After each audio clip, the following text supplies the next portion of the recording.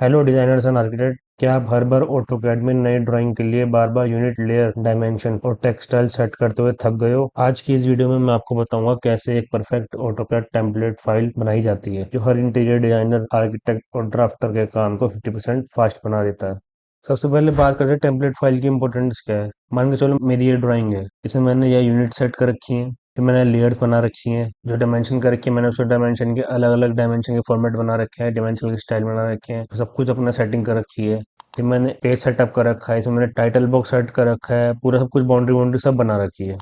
अब मैं चाहता हूँ जब भी मैं न्यू ड्राइंग खोलूँ तो मैं ये सब चीज़ें मेरी बाय डिफॉल्ट उसके अंदर आ जाए। तो एक काम करता हूँ, मैं इसी ड्राइंग को एक पूरा टेम्पलेट रिजर्व कर लेता हूँ। इस ड्राइंग में मेरे को ये तो हमेशा मैं ये तो बनाऊंगा नहीं, तो मैं इसको यहाँ से हटा देता हूँ और यहाँ पे मैंने ये भी हटा दिया। अब मैं ये और यहाँ तो एक पेज सेटअप पूरा बने, इसको भी मैं ऐसे डिलीट मार देता हूँ।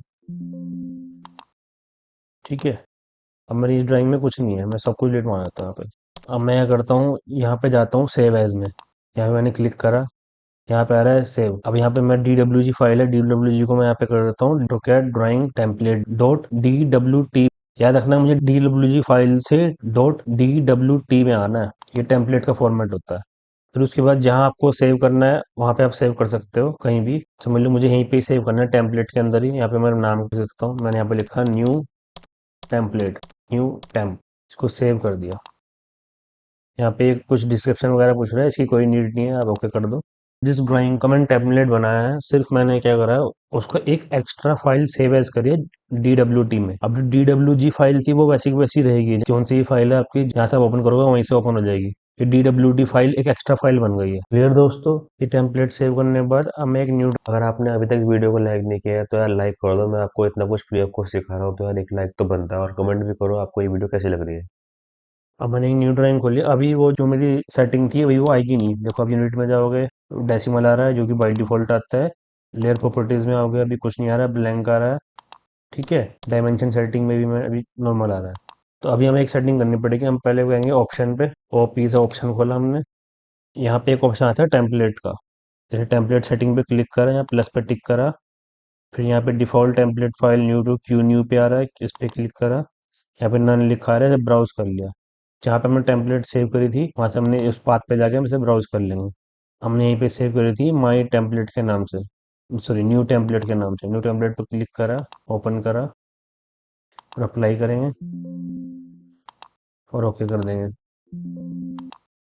अब हमने जो सेटिंग सेव करी थी अब वहाँ पे सेव हो गई है। अब जैसे हम न्यू ड्राइंग पे क्लिक करेंगे तो वो सारी जितनी भी सेटिंग थी वो सब इसके अंदर आ जाएगी।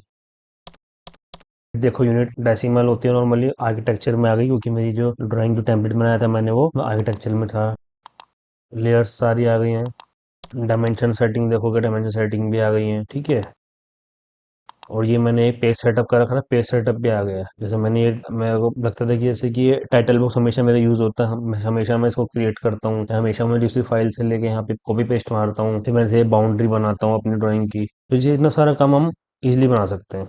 और अगर आप चाहते हो कि इस टेम्पलेट को मैं दोबारा से हटा दूँ, नॉर्मल बाय डिफॉल्ट टेम्पलेट पे ले आऊँ, तो आपको दोबारा से ऑप्शन सेटिंग पे जाना पड़ेगा, OP एंटर, फिर दोबारा से यहाँ पे जाना पड़ेगा टेम्पलेट में। यहाँ से जो भी लोकेशन है आप इसको रिमूव कर दो। रिमूव करने के बाद अप्लाई, ओके। फिर आपको करना है क्यू न्यू, यहाँ पे टेम्पलेट ABCD बाय डिफॉल्ट होता है, इस बाय डिफॉल्ट को ओपन करना है। फिर आप जब भी न्यू ड्राइंग खोलोगे तो ये बाय डिफॉल्ट में आ जाएगा।